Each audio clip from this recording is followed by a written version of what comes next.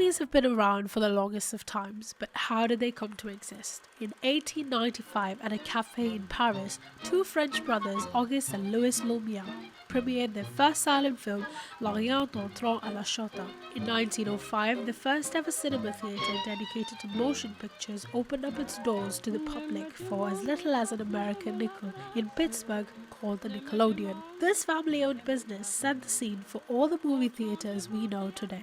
The feeling of going to the movies is a special one. For some, it's just a weekend's joy, but for some, it's the feeling of relaxation to go out with their family, friends, and more. It's an activity for everyone, no matter the age or the gender. But just as movies had its highs, in the year 2020, the movies faced its all-time low.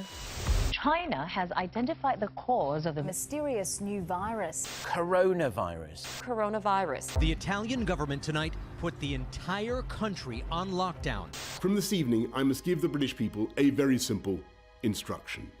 You must stay at home. The widespread of the pandemic not only resulted in being locked up in our houses, but also left most of us without the opportunity to do the things we love. While some found alternate methods to consume movies and other content, the feeling of anguish existed in most. It was so frustrating and annoying. It was a bit sad. It wasn't as enjoyable watching movies at home as I've been in the cinemas, like in theatres. The energy, the vibe, the atmosphere was pretty much depressing. I like watching movies in the cinema.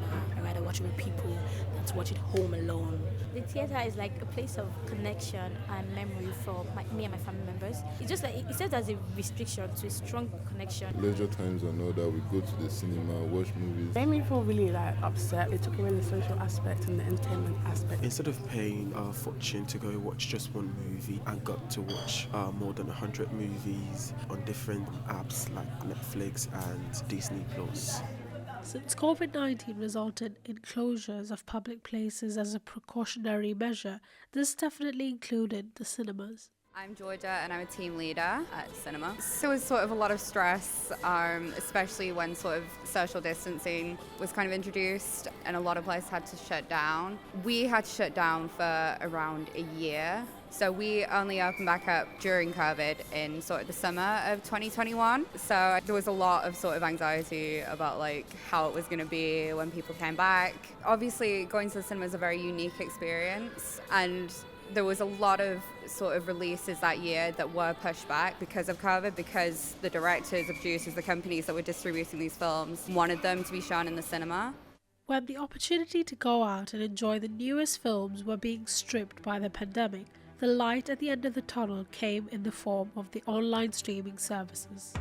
OTT platforms like Netflix, Disney Plus, and Amazon Prime, which were now much more accessible and way more safer options than going to the movies, had taken the spotlight, releasing series, documentaries, and even movies. This allowed for the average consumer to stay entertained, but as COVID merged with the society and became the new normal, watching movies and shows at home also became the newest trend. However, with the theatres now open yet again, the cinemas are actively trying to make the experience much more interesting and relaxing. I spoke to the manager down at Everyman Cinema at Birmingham's Mailbox to see what sets them apart from the rest of the movies in the town. Perhaps the difference is the focus on the experience rather than just the show of the film. And if you're sitting down, you're watching a movie, you want to eat food or you want to have a drink. So it offers decent quality food rather than just like a pop and a cheap hot dog or something like that. Sure, excitement is people want to see films when they're released. That's what it is. And a lot of the time they can't be asked to wait until it's put on a streaming service 4 weeks later or 6 weeks later. They want to watch it when it's out. They want to be the first ones to watch it, especially opening weekend of like big films like Black Panther or Doctor Strange or Spider-Man, Marvel films. People were excited to get out at the start. I don't think if James Bond No Time to Die had been released at a different point in time, I don't think it would have done as well. But because it was released directly after people were allowed to go out again. But I feel like that sentiment has died off a little bit. With streaming platforms constantly upping their game, let's hope the efforts of theatres like the Everyman and Cineworld don't go to waste and keeps the art of going to movies alive for generations to come.